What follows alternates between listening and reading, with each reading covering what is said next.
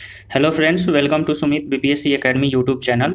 दोस्तों, Patna high court assistant का ये सेट नंबर 4 है और किरण पब्लिकेशन का सेट प्रैक्टिस करवा रहे हैं हम आपको। टोटल इस बुक में 21 सेट दिया गया है। सभी सेट को अच्छे से हम लोग करने वाले हैं। 20 मॉडल सेट है और एक प्रीवियस ईयर का क्वेश्चन सेट है जो कि हम लोग लास्ट में कवर करेंगे। सभी सेट को प्रयास रहेगा मेरा कि 20 अप्रैल से पहले करा दिया जाए और उसके साथ साथ ही एग्ज़ाम जो है वो 30 अप्रैल को होने वाला है। तो 10 दिन आपको मिलेंगे पूरे सेट को रिवाइज करने के लिए या फिर दोबारा देखने के लिए। आई होप इसके साथ साथ आप लोग स्टडी भी कर रहे होंगे। सेल्फ स्टडी बहुत ही ज़रूरी है। तो जो भी टॉपिक सिलेबस में दिया गया है उस सभी टॉपिक को अच्छे से पढ़ें। जनरल अवेयरनेस के 25 क्वेश्चन पूछे जाएंगे, रीजनिंग और मैथ से 25 क्वेश्चन, इंग्लिश से 25, हिंदी से 15 और कंप्यूटर से 10 क्वेश्चन पूछे जाएंगे। निगेटिव मार्किंग नहीं है। तो इन सारे बातों का आपको ख्याल रखना है तैयारी के दौरान। तो चलिए इसी के साथ शुरू करते हैं और जनरल अवेयरनेस का पहला क्वेश्चन देखते हैं। तो पहला क्वेश्चन है, which of the following plans is not central government step for financial inclusion. तो देखिए, फाइनेंशियल इंक्लूजन का मतलब होता है कि वित्तीय समावेश, यानी ऐसा कोई ठोस कदम जिससे से ज़्यादा जो है वो लोगों को वित्तीय सुविधाएं मिल सके। तो इसी योजना को, प्लान को यहाँ पे दिया गया है। 4 ऐसी योजनाएं हैं, इसमें से आपको बताना है कौन सा सेंट्रल गवर्नमेंट का योजना नहीं है। तो देखिए, जो हमारा ऑप्शन है प्रधानमंत्री सुरक्षा बीमा योजना, ये जो है ये सेंट्रल गवर्नमेंट का स्कीम है। उसी तरह प्रधानमंत्री जन धन योजना, ये भी है स्कीम है जो कि बैंक अकाउंट खुलवाने से रिलेटेड है। प्रधानमंत्री जीवन ज्योति बीमा योजना इंश्योरेंस से स्कीम है। उसके बाद से प्रधानमंत्री उज्ज्वला योजना, देखिए ये स्कीम जो है वो फाइनेंशियल इंक्लूजन से नहीं है। ये जो स्कीम है ये जो है ये बीपीएल वीमेन जितने भी हैं उनको फ्री एलपीजी कनेक्शन प्रोवाइड करने के लिए दिया गया था, ताकि जो भी इन्वायरमेंटल पॉल्यूशन है और उसको कम किया जा सकता है। तो ये जो है माननीय प्रधानमंत्री जो है नरेंद्र मोदी के द्वारा स्टार्ट किया गया था। अगला क्वेश्चन है, which section of Indian constitution is also known as conscience of Indian constitution. तो इसका आंसर होगा ऑप्शन 3 यानी फंडामेंटल राइट्स। और देखिए, जो फंडामेंटल राइट्स होते हैं वो पार्ट 3 है इंडियन कॉन्स्टिट्यूशन में, जो कि आर्टिकल 12 से लेकर 35 के बीच में दिया गया है। BR अम्बेडकर जो है वो आर्टिकल 32 को इंडियन कॉन्स्टिट्यूशन का राइट, जो कि राइट टू कॉन्स्टिट्यूशनल रेमेडीज है, उसको heart and soul of the constitution बोलते हैं। तो ये भी क्वेश्चन पूछा जाता है कि heart and soul of constitution किसको बोला जाता है, तो इसको बोला जाता है आर्टिकल 32 को। अब अगला क्वेश्चन देखते हैं, who was the chairman of the drafting committee of constitutional assembly. इसका आंसर हो जाएगा BR अम्बेडकर, ऑप्शन 3। अगला क्वेश्चन देखते हैं, विच of the following is an agriculture festival. तो इसमें से कौन सा एग्रीकल्चर फेस्टिवल है। तो ये क्वेश्चन लगभग सभी सेट में आ रहा है और इसका आंसर हो जाएगा ऑप्शन 4, ओनम।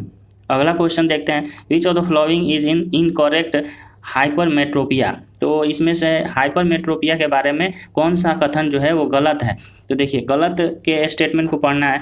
तो इसमें जो है आंसर आपका क्या होगा, इसका आंसर हो जाएगा ऑप्शन 1। देखिए, जो इंक्रीज और आई बॉल होता है वो इफेक्ट करता है, ऐसा नहीं है, इंक्रीज के कारण नहीं होता है, डिक्रीज के कारण होता है। और जो अफेक्टेड पर्सन है वो नज़दीक के चीज़ों को नहीं दे सकते हैं, ये बिल्कुल सही है हाइपरमेट्रोपिया में। इसके अलावा ये जो होता है इसमें फोकल लेंथ जो होता है वो बहुत ही बड़ा हो जाता है, जिसके कारण जो है ऑब्जेक्ट जो है वो बहुत दूर बनती है। दूर के ऑब्जेक्ट दिखाई देते हैं लेकिन नज़दीक के नहीं दिखाई देते हैं, और इसको हम लोग इसको बोलते हैं sightedness, also called for the sightedness. अगला क्वेश्चन है, which of the following in Bihar started the vulture conservation plan. Vulture conservation plan जो है वो चालू किया गया है आपका वाल्मीकि टाइगर रिजर्व में, option 2 is the correct answer. अगला क्वेश्चन है, who occupies top position in any food chain. तो फूड चेन में सबसे टॉप प्रायोरिटी जो है वो मनुष्य को रखा गया है, ऑप्शन 4 इसका सही आंसर होगा।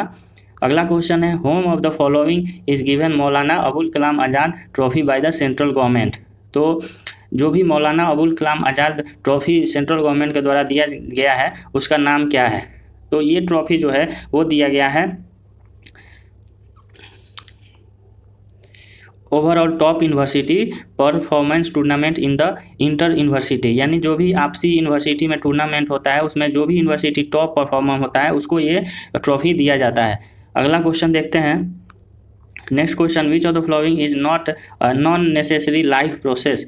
तो कोई भी जीवन का जो नॉन नेसेसरी लाइफ प्रोसेस है उसमें से कौन सा है। एक्सक्रेशन ये जो है वो एक नेसेसरी प्रोसेस है, उसके साथ साथ न्यूट्रिशन भी है, रिप्रोडक्शन भी है, लेकिन प्रोपेगेशन जो है वो नेसेसरी प्रोसेस नहीं है।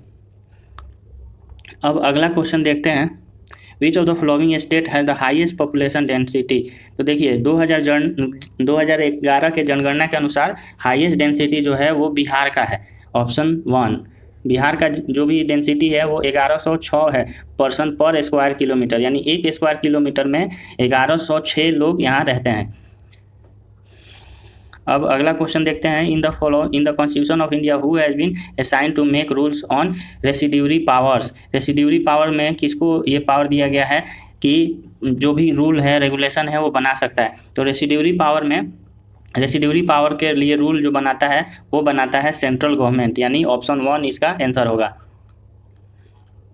नेक्स्ट क्वेश्चन है, सुनंदनी प्रोग्राम किससे रिलेटेड है। तो देखिए बिहार का ये प्रोग्राम है सुनंदनी प्रोग्राम, जो कि लॉन्च किया गया है किसके लिए, आंगनवाड़ी वर्कर्स के लिए। ऑप्शन 4 इसका राइट आंसर होगा। नेक्स्ट क्वेश्चन है, which is the highest peak of western Ghat के हाईएस्ट पीक को बोलते हैं अनाईमुड़ी। ऑप्शन 3 इसका आंसर हो जाएगा अनाईमुड़ी, और ये जो है ये केरल के स्टेट में पड़ता है और ये हाईएस्ट पीक है वेस्टर्न घाट का और साउथ इंडिया का। अगला क्वेश्चन है, cow slaughter was banned by a law in Bihar in which year. तो काउ स्लॉटर को बैन कर दिया गया था बिहार में किस साल, ये बैन किया गया था 1955 में। ऑप्शन 4 इसका राइट आंसर हो जाएगा। नेक्स्ट क्वेश्चन है, who are the father of Razia Sultan के पिता का नाम क्या था। इसका आंसर हो जाएगा इल्तुतमिश, ऑप्शन 3। नेक्स्ट क्वेश्चन है, which of the following organization publishes world development report जो है वो पब्लिश किया जाता है वर्ल्ड बैंक के द्वारा। अगला क्वेश्चन है, which of the following rivers make famous Shivasamudram waterfall बनाया जाता है कावेरी नदी के द्वारा। ऑप्शन 1 इसका आंसर हो जाएगा। नेक्स्ट क्वेश्चन है, which of the following is not an Neolithic culture site नहीं है, और इस क्वेश्चन का आंसर हो जाएगा कुंतासी। ऑप्शन 1 इसका आंसर हो जाएगा कुंतासी। बाकी जो 3 है ये नियोलिथिक साइट है। अगला क्वेश्चन है, the part of the leaf which connects it from the stem is. तो तने को कनेक्ट करता है स्टेम से, तो ऐसा लीफ का यानी पत्ते का वह भाग जो कि तना से कनेक्ट करता है उसको बोलते हैं वांड, यानी ऑप्शन 1 इसका आंसर हो जाएगा वांड।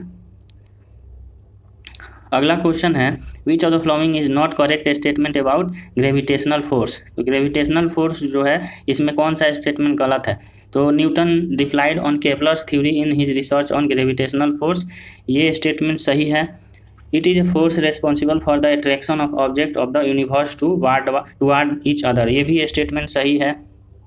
It is inversely proportional to mass of the object. तो इन्वर्सली नहीं होता है, ये डायरेक्टली प्रोपोर्शनल होता है। और ग्रेविटेशनल फोर्स का फॉर्मूला होता है G×m1m2/d², और d जो होता है वो दोनों ऑब्जेक्ट की डिस्टेंस को बोलते हैं। तो इसलिए जो इसका इनकरेक्ट है ऑप्शन 3। अगला क्वेश्चन है, who is the father of the book becoming के ऑथर कौन है। Who is the author of the book becoming के ऑथर हैं, इनका नाम है मिशेल ओबामा, और ये जो है बराक ओबामा की वाइफ हैं। इनका जो बुक है उनका नाम है बिकमिंग। अगला क्वेश्चन है,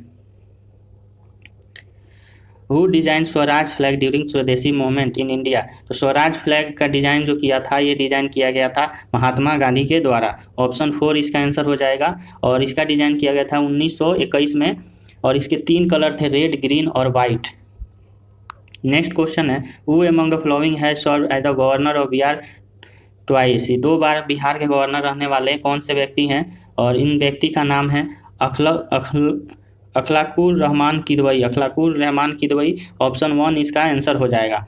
और ये 2 बार रह चुके हैं, कब से कब, एक 1979 से लेकर 1985 के बीच में, और उसके बाद से 1993 से लेकर 1998 के बीच में। नेक्स्ट क्वेश्चन है, who was the first non Congress chief minister of Bihar.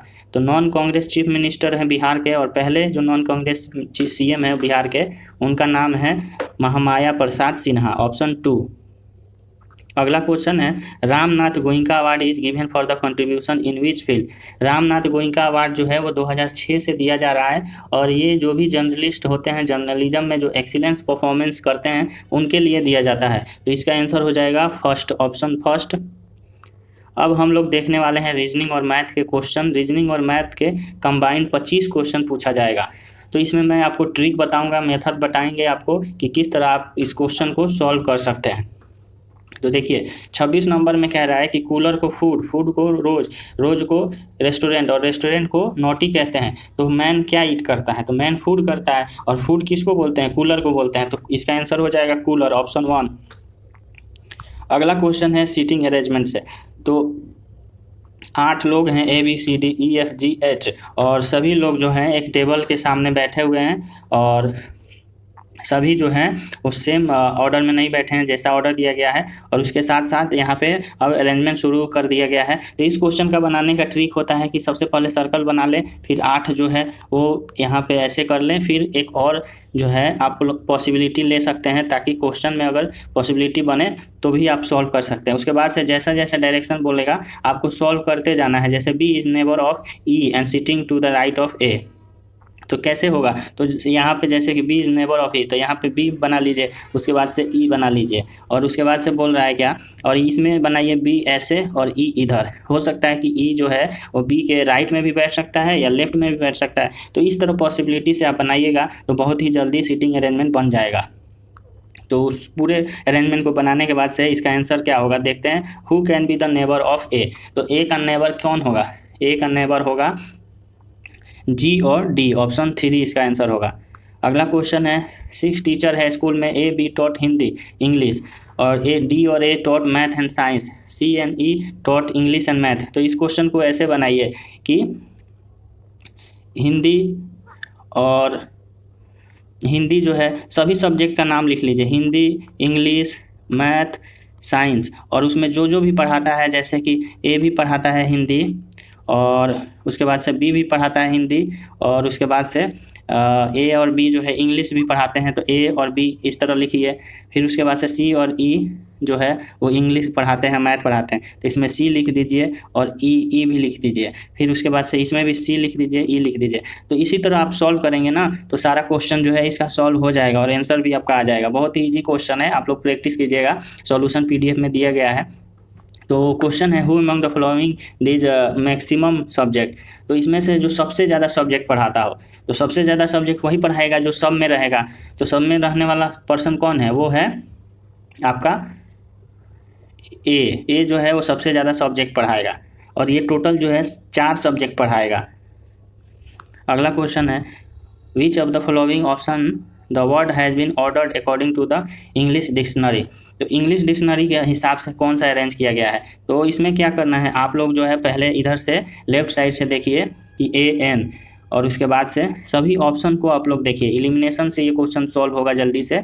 तो AN पहले होगा सभी में, उसके बाद से AN इसमें भी दिया गया है, AN इसमें भी दिया है, AN इसमें भी दिया है। फिर AN के बाद से क्या आएगा? AN जो है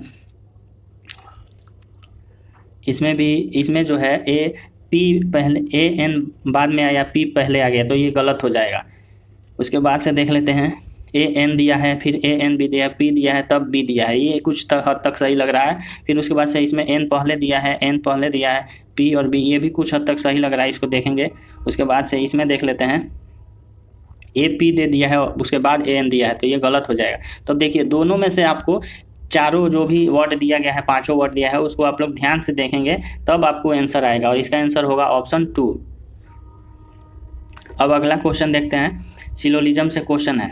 तो सिलोजिज्म का ये सबसे पहले आपको डायग्राम बनाना रहता है। डायग्राम बनाएंगे कि सम पर्सन जो है वो वीक है, सम पर्सन वीक है, ऐसे डायग्राम बनाइए। फिर all those who are weak in English are artist, तो ऑल दोज वीक जो है वो आर्टिस्ट है। तो यहाँ पे जो भी वीक है वो क्या है? आर्टिस्ट है। यहाँ पे ये क्या कर रहा है? All those who are weak in English are artist, तो ये जो भी पर्सन है ना वो आर्टिस्ट है, ऐसे बनाना है, आर्टिस्ट है। तो उसके बाद से यहाँ पे जो कंक्लूजन दिया गया है, कंक्लूजन को पढ़िए। कंक्लूजन है कि some artist are not person, some artist जो है वो पर्सन नहीं है, ये कंक्लूजन नहीं होगा। Conclusion is definitely true, conclusion is definitely true, conclusion is irrelevant, conclusion is perhaps true. तो देखिए कंक्लूजन जो है some artist are not person, तो ये कंक्लूजन सही है, क्योंकि देखिए जो भी आर्टिस्ट है वो कुछ उसमें से ऐसे आर्टिस्ट हैं जो कि पर्सन में नहीं जा रहे थे, वो सिर्फ वीक में जा रहे थे, तो इसलिए ये जो स्टेटमेंट है वो सही दिया गया है। इसका राइट आंसर हो जाएगा ऑप्शन 2। अगला क्वेश्चन है, ये सीरीज का क्वेश्चन है 13, 25, 49, 97। तो इसमें क्या कर सकते हैं आप लोग, डिफरेंस लीजिए और डिफरेंस लेने के बाद से इसका आंसर आ जाएगा। इसका डिफरेंस लीजिएगा तो 12 होगा, इसका डिफरेंस लीजिएगा तो कितना होगा, इसका डिफरेंस होगा 4, 2, 24, तो डबल हो रहा है। तो इसी तरह आप लोग कीजिएगा तो यहाँ पे 97 के बाद से आपका आंसर आएगा 193, तो इसका आंसर हो गया 193। अगला क्वेश्चन है, नेचर जो है इनहेरेंट से रिलेटेड है, तो नर्चर किससे है। तो देखिए नेचर जो है इनहेरेंट से रिलेटेड है, तो नर्चर का मतलब होता है, नर्चर रिलेटेड है फोस्टर से, यानी ऑप्शन 2 इसका आंसर होगा। अगला क्वेश्चन है, Ram age is twice that of the Sohan but half of the Rohan age, Ravi age is half of the. तो इसको इक्वेशन की तरह सॉल्व कीजिएगा। इक्वेशन की तरह सॉल्व करने से इसका आंसर आ जाएगा, जैसे Ram is half of Sohan, उसी तरह फिर बोल रहा है कि but half of the Rohan Sohan but the, यहाँ पे क्या कह रहा है, राम एज इज ट्वाइस, तो यहाँ पे जो है बोल रहा है कि Ram age is twice Sohan, फिर बोल रहा है कि राम एज जो है RAM is half of Rohan RO। तो इस तरह इक्वेशन को जब आप सॉल्व करेंगे ना तो इसका आंसर आ जाएगा। इसको सॉल्व करने के बाद से पता चल जाएगा कि किसका एज जो है ज़्यादा है, कम है और मिडिल में है। तो उसके बाद से जो है ओल्डेस्ट पर्सन का नाम बताना है, तो ओल्डेस्ट जो होगा ना वो होगा रोहन, यानी ऑप्शन 3। 4 वर्ड दिया गया है जिसमें से 3 रिलेटेड है और एक इररिलेवेंट है, तो उसको बताना है, यानी और छांटना है। तो इसमें से देखिए इनोवेटिव, ओरिजिनल, यूनिक और आइडेंटिकल। तो इनोवेटिव जो होता है, ओरिजिनल जो होता है, यूनिक होता है, ये तीनों जो है वो अलग आइडेंटिटी बताता है। लेकिन ये जो है आइडेंटिकल यानी समान समान, समान समान यानी कॉमन चीज़ को बता रहा है, तो ये अलग हो गया। इसका आंसर हो गया 4 अलग। अब अगला क्वेश्चन है, इसमें लॉजिक देखिए, लॉजिक जब तक आप लोग नहीं बताइएगा तब तक क्वेश्चन सॉल्व नहीं होगा। ये 3 गो डायग्राम है और इसको गुना कर दिया है 4 से, फिर इसका 4 साइड है तो 4 से गुना कर दिया, फिर इसको 5 साइड है तो 5 से गुना कर दिया, इसको 6, इसमें 0 साइड है, इसमें जो है क्या हो रहा है, 0 साइड तो 0 है, लेकिन क्या कर रहा है, इसमें 2 जोड़ रहा है। 0 साइड है तो 2 जोड़ रहा है, तो ये हो गया 6। तो इसमें क्या होगा, इसमें 4 होगा, फिर 5 होगा और 2 होगा, तो तीनों जोड़ेंगे तो इसका आंसर हो जाएगा 11। इसमें 4 जोड़ रहा है, 4 जोड़ रहा है, 4 जोड़ रहा है, इसमें 5, 5, 5, 15, 12, इसमें 2, 2, 2, तो इसका हो गया 6। उसके बाद से ये जो भी साइड है वो साइड को जोड़ने के बाद से आंसर हो गया 11। अब अगला क्वेश्चन देखते हैं, 5 फ्रेंड राम, शिव, सुनील, रवि, रोहन जो है वो ट्यूशन बैच जाते हैं। Ram is older than Rohan, तो ये भी एक ऑर्डर रैंकिंग का क्वेश्चन है। इसमें एज को आइडेंटिफाई करना है, तो उस हिसाब से इस क्वेश्चन को सॉल्व कीजिएगा। इसका आंसर हो जाएगा ऑप्शन 1 सुनील। अगला क्वेश्चन है, AYD VVF CSH, तो इसमें बताना है कौन सा लॉजिक फॉलो हो रहा है। तो देखिए A से डायरेक्ट B से C, फिर Y से हो रहा है। अगर आप लोग Y को -3 कीजिएगा तो V आएगा, V से -3 तो S आएगा। फिर D के बाद से क्या करिए कि 2 जोड़िए तो F के बाद से फिर 2 जोड़िए तो H आएगा, H के बाद से 2 जोड़िएगा तो क्या आएगा, वो आएगा J। उसी तरह यहाँ पे A B C और D, पहला लेटर जो है D होगा और लास्ट में J होगा, तो इसका आंसर हो जाएगा ऑप्शन 1। ऑप्शन से ही पता चल गया, ऑप्शन 1 होगा। आगे हम लोग मैथ का क्वेश्चन देखते हैं। कॉस्ट प्राइस जो है 19 पेन का वो बराबर है सेलिंग प्राइस 16 पेन का, तो परसेंटेज पूछा गया। तो इस टाइप के क्वेश्चन में आप लोग कुछ नहीं करना है, 19 CP बराबर लिखिए 16 SP के बराबर। फिर इसके बाद से नेक्स्ट स्टेप क्या होगा, तो इसको जो है CP बटा SP हो जाएगा 16/19। तो क्या पूछ रहा है, प्रॉफिट परसेंट, तो प्रॉफिट परसेंट हमेशा CP पे निकलता है और दोनों का डिफरेंस बटा CP, यानी 3/16 करिए, तो 3/16 कीजिएगा तो इसका आंसर आएगा। तो 3/16 करने के बाद से जो आंसर निकल के आएगा वो होगा आपका 15 3/4%, 15 3/4%, सॉरी इसका हो जाएगा 18 3/4, 18 3/4 यानी 300/16 कीजिएगा ना, 300/16 कीजिएगा तो इसका आंसर हो जाएगा 18 3/4%। अगला क्वेश्चन है सॉल्व द फॉलोइंग, ये सॉल्व करना है और आप लोग सॉल्व करके इसका आंसर कमेंट बॉक्स में बताएंगे कि 39 नंबर क्वेश्चन का आंसर क्या होगा। इजी क्वेश्चन है, सॉल्व हो जाएगा। अगला क्वेश्चन है 40 नंबर में है कि एक आदमी जो है कार को 1.5 लाख में खरीदता है और उसको बेच देता है 5% प्रॉफिट पे, और उसके बाद से वाई जो है उसको फिर से बेच देता है उसी आदमी को 2% लॉस पे। तो टोटल प्रॉफिट लॉस बताना है। तो इसमें देखिए 1.5 लाख में है ना, तो 1.5 लाख में वाई को बेचिए आप लोग 105/100 पे, तो उसका कॉस्ट प्राइस आ जाएगा। और फिर वो एक्स को बेचेगा 98/100 पे, इसको गुना कर दीजिए 98/100। ऐसे आप लोग इसको सॉल्व करेंगे। 1.5 लाख गुना 105/100 फिर गुना 98/100, तो वो जो प्राइस निकल के आएगा वो आएगा फाइनल प्राइस, और उसका और फिर 1.5 लाख का डिफरेंस ये हो जाएगा लॉस या प्रॉफिट। तो इसका आंसर क्या होगा? इसका आंसर सॉल्व करने के बाद से आएगा एक्स को 3150 रुपया के प्रॉफिट पे वो बेचेगा। अगला क्वेश्चन जो है ट्रेन से है, और ट्रेन से क्वेश्चन है कि 2 ट्रेन जो है वो एक साथ चलना शुरू करती हैं फ्रॉम एक्स और वाई।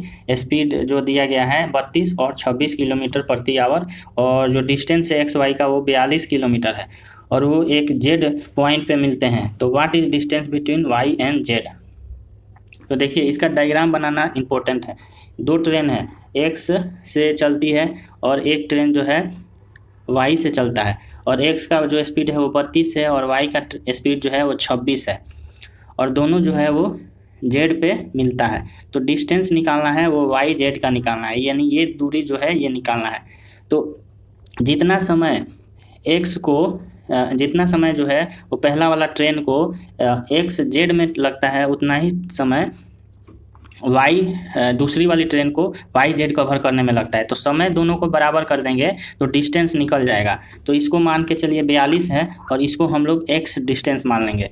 तो इसका डिस्टेंस क्या होगा? ये पहला वाला ट्रेन का हो जाएगा, टाइम हो जाएगा 42 प्लस एक्स और बट्टा में स्पीड, उसको इक्वल टू कर देंगे एक्स, यानी इसका टाइम एक्स बट्टा में हो जाएगा आपका 26, और दोनों को बराबर करेंगे तो आपका जो है वो x का मान निकल जाएगा। x का मान निकल कर आएगा आपका 182 किलोमीटर। अगला क्वेश्चन अब देखते हैं। 2 एम्प्लॉय हैं अनीता और सरिता, जिनको टोटल उनको पैसा मिलता है 6,600 रुपया पर मंथ। अनीता को 120% ज़्यादा मिलता है सरिता से, तो सरिता को कितना मिलता है? तो ये जो है रेशियो का क्वेश्चन है। देखिए पहले को आप लोग मान लीजिए अनीता को और सरिता। तो अनीता को अगर मिलता है, सरिता को अगर 100 रुपया मिल रहा है तो अनीता को जो है 120 रुपया मिलेगा। तो दोनों का रेशियो हो गया 5 और इधर 6, यानी 6:5 के रेशियो में इनको पैसा मिलेगा। अगर तो दोनों का सम कितना है? दोनों का सम जो है वो 6,600, यानी 11 बराबर हो जाएगा 6,600, तो 1 बराबर हो जाएगा 1100। तो 1 बराबर 1100, तो सरिता को 5 मिलता है, तो 5 बराबर क्या होगा? 5500। तो इसका क्या आंसर हो जाएगा? इसका आंसर होगा, नहीं यहाँ पे कुछ दिक्कत हो रहा है। जैसे कि अनीता और सरिता, तो अनीता जो है अगर सरिता को 100 रुपया मिलता है तो अनीता को मिलेगा 120, तो दोनों का रेशियो होगा 6 और 5। अब यहाँ पे दिया गया है 11 बराबर हो गया 6, तो 1 बराबर हो जाएगा, 1 बराबर होगा 600, 1 बराबर 600, सॉरी यहाँ पे 1 बराबर 600 होगा। तो यहाँ पे पूछा गया है 5 बराबर, तो 5 बराबर क्या होगा? जब 1 बराबर 600 है तो 5 बराबर 5 से गुना करेंगे तो 3000 होगा। तो इसका आंसर हो जाएगा ऑप्शन फर्स्ट, यानी 3000 सरिता को मिलेगा। अब आगे क्वेश्चन देखते हैं। ज्योमेट्री से है, ट्रेंगल का क्वेश्चन है, और इसका आंसर डायरेक्टली आपको बताने वाला है। इसमें ट्रेंगल को डायग्राम बनाना है, और इसका आंसर जो है इसमें पूछा गया है थर्ड साइड ट्रेंगल का बताना है लेंथ। तो लेंथ इसका जो निकल के आएगा वो आएगा 15 सेंटीमीटर। अब आगे क्वेश्चन है न्यूमरेटर को बढ़ाना है 50% और डिमिनेटर को भी बढ़ाना है 60%। तो दोनों में जो बढ़ने के बाद से ओरिजिनल फ्रैक्शन होगा वो क्या होगा। तो देखिए ओरिजिनल फ्रैक्शन क्या हो जाएगा बढ़ाने के बाद से, तो ओरिजिनल फ्रैक्शन जो हो जाएगा वो बढ़ने के बाद से हो जाएगा 5/6। 5/6 यानी पहला ऊपर जो है वो 5 बढ़ जाएगा 0.5 और नीचे बढ़ जाएगा 0.6। तो दोनों को सॉल्व करेंगे तो 5/6 आंसर आएगा। नेक्स्ट क्वेश्चन है आर साइन थीटा 7/2 है और आर कॉस थीटा 7 गुना √3/2 है, तो आर का मान बताना है। तो आर का मान जो है वो आपको निकल कर आएगा यहाँ पे 7, ऑप्शन 3 इसका आंसर हो जाएगा आर का मान। और इसको कैसे सॉल्व करना है, इसको देखिए सबसे पहले तो हम लोग इसमें जो इक्वेशन बनाएंगे, इक्वेशन बनाने के बाद से जो दो इक्वेशन बनेगा उसमें दो आर को जो है एक आर आएगा और एक आर स्क्वायर आएगा, दोनों को इक्वेट करेंगे तो फिर आर का वैल्यू जो है वो निकल कर आएगा 7। अगला क्वेश्चन है रेशियो से, और दो व्यक्ति का जो है वो इनकम दिया है 5:3 और उनका जो खर्चा है वो 9:5 है। तो सेविंग जो है एक आदमी का वो है 26 और दूसरे का है 1800, तो दोनों का इनकम बताना है। तो यहाँ पे बेसिकली पूछा है 5 और 3 का वैल्यू बताना है। तो रेशियो में दिया गया है और इसका जो वैल्यू है कैसे निकलता है, तो जो भी इनकम होता है वो होता है, जो इनकम होता है ना वो एक्सपेंडिचर और प्लस सेविंग दोनों का सम होता है। तो यहाँ पे जो है एक्सपेंडिचर जो है वो कितना है 9:5 में है और सेविंग जो है 2600 और 1800 दिया गया है। तो इसी को इक्वेशन को सॉल्व करने के बाद से जो दो इक्वेशन आएगा एक्स और वाई में मान के, जैसे 5x - 9y करेंगे तो हमारा 2600 सेविंग आएगा। ठीक उसी तरह 3x में -5y करेंगे तो हमारा सेविंग 1800 आएगा। तो x और y को मान निकाल लेंगे तो उसके बाद से हमारा इनकम भी दोनों का निकल जाएगा। तो इनकम निकल कर आएगा वो होगा 8,000 और 4800। अगला क्वेश्चन है tan a का मान है 8/15, तो साइन a और कॉस a का मान बताना है। तो tan a जो है वो 8/15 है, तो पाइथागोरस थ्योरम से लगाएंगे, यानी साइड अपोजिट बाई एडजेसेंट, यानी अपोजिट का वैल्यू हो गया 8 और एडजेसेंट का 15। तो उसी तरह साइन a और कॉस a का मान निकाल लेंगे। तो सबसे पहले हाइपोटेनस आएगा 17, दोनों का 17 आएगा। 17 के बाद से आप लोग यहाँ पे साइन और कॉस का मान निकालेंगे, तो सॉल्व करने के बाद से आंसर आएगा 23/17 यानी ऑप्शन 4। अगला क्वेश्चन है find the smallest number which should be subtracted from this number two make a complete square. तो इस क्वेश्चन को सॉल्व करने का सबसे अच्छा तरीका है कि अप्रॉक्स में जो स्क्वायर आ रहा है उसका मान निकालने के बाद से आपको जो है डायरेक्टली उस अप्रॉक्स वाले स्क्वायर को घटा देना है इस दिए गए नंबर में, और जो भी नंबर आएगा वही हमारा आंसर होगा। तो इसका जो है 252 लगभग स्क्वायर करेंगे तो उसका मान होता है 63,504, और 63,504 को माइनस करेंगे तो कितना शेष बचेगा, वो बचेगा 31, यानी इसका आंसर हो जाएगा 31। Difference between compound interest and simple interest 2 साल के लिए। तो इसका एक फार्मूला होता है PR²/100²। डिफरेंस बराबर हो गया PR²/100²। तो डिफरेंस कितना है, यहाँ पे डिफरेंस जो दिया गया है वो 24, तो इसका मान हो जाएगा 24 बराबर P का मान हो गया 15,000 गुना R² बट्टा में 100²। तो सब कुछ सॉल्व करेंगे तो इसका जो वैल्यू निकल के आएगा R का, वो R का वैल्यू होगा 4%। तो इसका आंसर हो जाएगा 4%। अब लास्ट क्वेश्चन मैथ का है। एक नंबर है उसको 20% बढ़ाते हैं फिर 10% घटाते हैं। तो सपोज उस नंबर को 100 मानते हैं, तो 100 में 20% बढ़ाएंगे तो 120 हो जाएगा। फिर 120 को 10% घटाएंगे तो कितना घटेगा, 120 में माइनस 10% करेंगे तो 10% 120 का होगा 12, तो 120 - 12 करेंगे तो 108 आएगा। तो 108 जो है 100 से कितना % ज़्यादा है, 8% ज़्यादा है। तो इसका आंसर हो जाएगा ऑप्शन 1। अब अगला क्वेश्चन जो है वो इंग्लिश से लिया गया है। इंग्लिश के 25 क्वेश्चन है और कंप्रीहेंशन का इसमें 5-6 क्वेश्चन रहेगा। आपको कंप्रीहेंशन का प्रैक्टिस कर लेना चाहिए। तो देखिए कंप्रीहेंशन को बनाने का सबसे अच्छा तरीका है कि उसको एक बार इसको ओवरव्यू कर लेना है 1 से 2 मिनट में, उसके बाद से डायरेक्टली आपको क्वेश्चन पे जाना है। ओवरव्यू करते समय आपको देखना है कि किस प्रकार का कंप्रीहेंशन है। जैसे कि यहाँ पे दे रहा है कि he waited a moment wondering why did she come nearer than mandated by hunger and the face with the loud scream was not down his face, his mother body.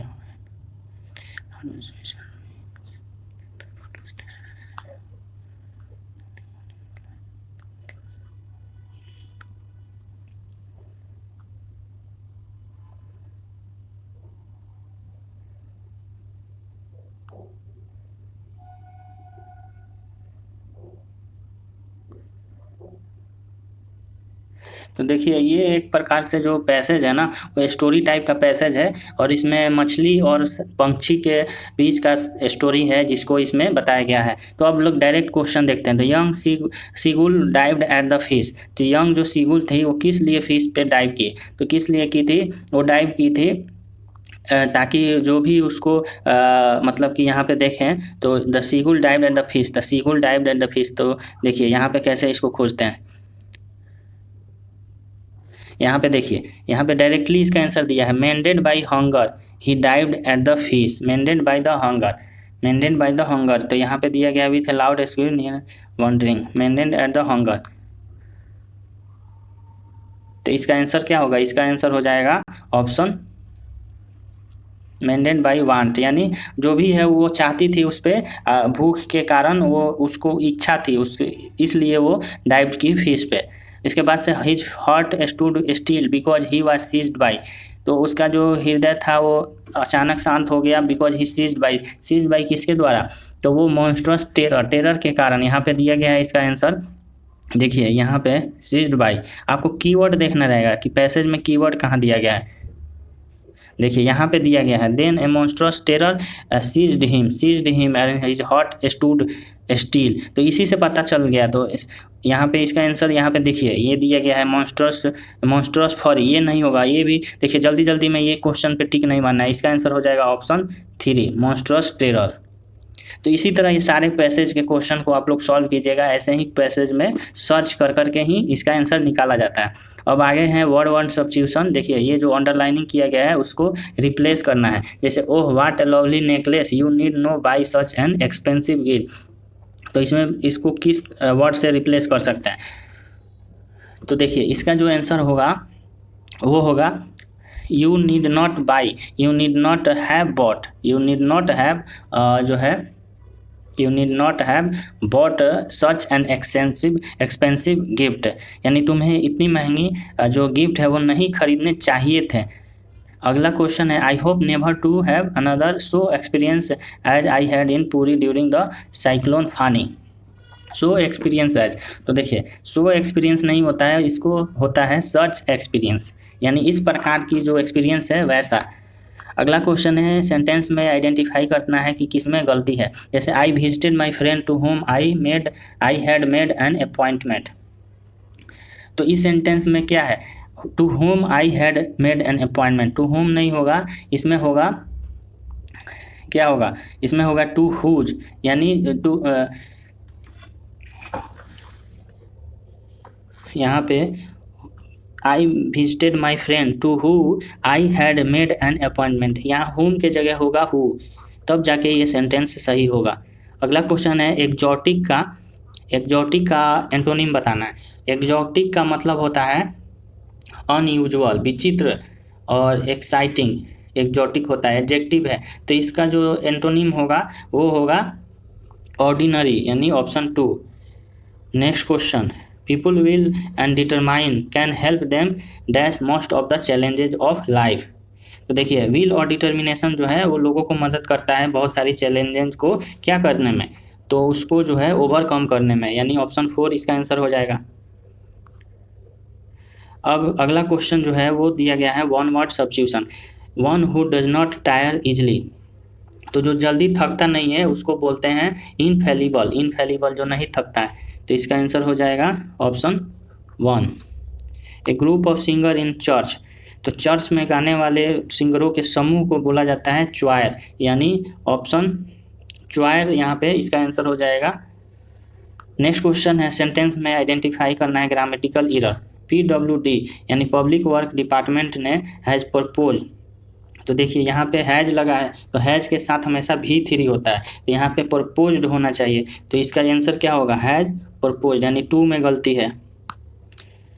Wrong spelling बताना है, berry, बैरन, barrier और बेरेल। तो wrong spelling जो है वो किसका है?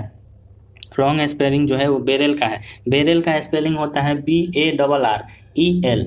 उसका मतलब होता है हॉलो, यानी एक सिलिंड्रिकल कंटेनर जो कि खाली रहता है अंदर से, उसको बोलते हैं बैरल। अगला क्वेश्चन है जंबल सेंटेंस, और इसको सेंटेंस को अरेंज करना है। तो इसमें इंट्रोडक्शन सेंटेंस को पहले रखना है। जैसे कि यहाँ पे दिया गया है कि इंट्रोडक्शन सेंटेंस में most of them are in jail, यानी किसी आदमी के बारे में बात हो रहा है। तो सबसे पहले तो यहाँ पे देम का पता नहीं है, तो पहला जो है वो फर्स्ट वाला नहीं होगा, देम जो है वो यहाँ पे पहले नहीं पता है। उसके बाद से दूसरा में है कि not all prisoners are hardcore criminals. तो देखिए प्रिजनर्स के बारे में बता रहा है, यानी पहला सेंटेंस बी ही होगा कन्फर्म। उसके बाद से दूसरा बता रहा है कि नहीं, हार्डकोर क्रिमिनल्स नहीं होते हैं। तो उसके बाद से क्या है कि most of them are in jail because of their circumstances, यानी बी के बाद से होगा ए। तो बी के बाद से ए जो होगा वो ये भी नहीं है, ये भी नहीं है, ये भी नहीं है, यानी इसका आंसर हो गया ऑप्शन 4। Question number 66। इस क्वेश्चन का आंसर आप लोग कमेंट करके बताइए कि क्या होगा इसका आंसर। आप लोग कमेंट बहुत कम करते हैं, कमेंट करके इसका आंसर बताइए कि क्या होगा 66 का। नेक्स्ट क्वेश्चन है to air dirty lining in public. तो air dirty lining in public, इसका मतलब होता है कि जो भी है वो वाश से रिलेटेड है, यानी क्या है, air dirty lining in public, यानी प्राइवेट अफेयर को पब्लिक में पब्लिश कर देना, यानी किसी की प्राइवेट बातों को हवा में उड़ाना, यानी उसको पब्लिक रूप से फैला देना। Throw in towel, throw in towel का मतलब होता है अबेंडन ए स्ट्रगल, यानी डिफीट को स्वीकार लेना, हार स्वीकार कर लेना। तो इसका आंसर हो जाएगा ऑप्शन 3। अगला क्वेश्चन है fill in the blanks in spite of being born in an dash family. An के बाद से सारे यहाँ पे वॉवेल हैं, तो ऑप्शन एलिमिनेशन नहीं होगा। इन एन डैश फैमिली ही chosen to fight all words in the notable statement, यानी यहाँ पे ऐसा बात हो रहा है कि जो कि अच्छा फैमिली नहीं होगा तभी उसको फाइट करना पड़ा सभी कुरीतियों से। तो अच्छा फैमिली नहीं होगा, यानी कुछ बुरा वाला यहाँ पे होना चाहिए। तो इनपीसेबल, इमैकुलेट, इंटेलिजेंट तो नहीं होगा। उसके बाद से यहाँ पे इम्प्रोवाइज्ड, तो इसका आंसर क्या होगा। तो देखिए इम्प्रोवाइज का मतलब होता है वेरी पुअर, इनपीसीबल का मतलब होता है फेसेट, यानी कोई जिसमें गलती ना हो। तो गलती होगा तभी तो उसको स्ट्रगल करना पड़ा। उसके बाद से इमेकुलेट, इमेकुलेट का मतलब होता है क्लीन और टाइडी, तो ये भी नहीं होगा, इसलिए राइट आंसर हो जाएगा ऑप्शन 4, यानी पुअर फैमिली में पैदा होने के बाद भी। नेक्स्ट क्वेश्चन है हिंद। हिंद का सिनोनिम, हिंद का सिनोनिम क्या होगा। देखिए हिंद का सिनोनिम होगा, वो होता है आपका रियर, रियर यानी नज़दीक में, नज़दीक का मतलब हिंद मतलब भी नज़दीक, और रियर मीन्स नज़दीक। क्वेश्चन नंबर 72 इन्यूंडो, इन्यूंडो का मतलब होता है कोई ऐसी सजेशन देना जो कि बहुत ही विचित्र हो, अलग तरह का जो है सजेशन देना, इम्प्लीकेशन देना। तो इसका आंसर हो गया ऑप्शन 1। नेक्स्ट क्वेश्चन है, और ये जो है नरेशन का कौन सा क्वेश्चन है। Mister Gupta said to me why are these boys standing in the sun. तो मिस्टर गुप्ता जो है वो क्या बोल रहे हैं, तो बोल रहे हैं यहाँ पे क्वेश्चन भी पूछ रहे हैं। तो मिस्टर गुप्ता जो है वो क्या कर रहे हैं, आस्क कर रहे हैं, किससे, मुझसे। उसके बाद से वाई, दोज, दीज का जो है वो चेंज हो जाता है दोज में, बॉयज़ का बॉयज़ रहता है, और ये जो है सिंपल प्रेजेंट है तो सिंपल पास्ट हो जाएगा। तो हो गया वाज का, आर का वेयर हो गया, और स्टैंडिंग हो गया, ठीक है, इन द सन। तो इसका आंसर हो जाएगा ऑप्शन 2।